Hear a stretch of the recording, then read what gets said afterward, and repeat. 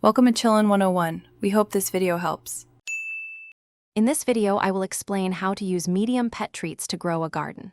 First, select natural, medium-sized pet treats, ensuring they are free from artificial colors or preservatives.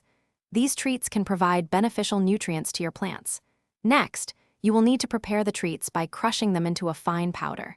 This ensures even distribution and quicker nutrient release into the soil.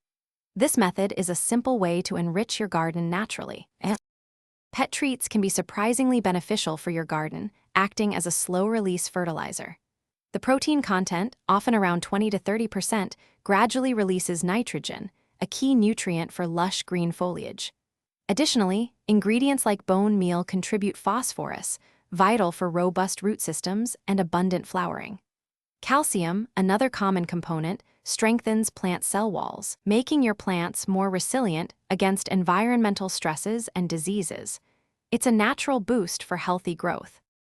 When applying the powdered pet treats, aim for even distribution across your garden bed. For new plantings, mix 1 cup of the powder into the top 6 inches of soil for every 10 square feet. If you are fertilizing existing plants, gently sprinkle about 1/4 cup around the base of each plant, being careful not to pile it directly against the stem. Always water your garden thoroughly immediately after application to help the nutrients begin their journey into the soil and reach the plant roots effectively. To ensure success and safety, always use natural, unseasoned pet treats. Avoid anything with artificial flavors, colors, or excessive salt, as these can harm your plants and soil. Store any unused treats in a sealed container to prevent attracting pests.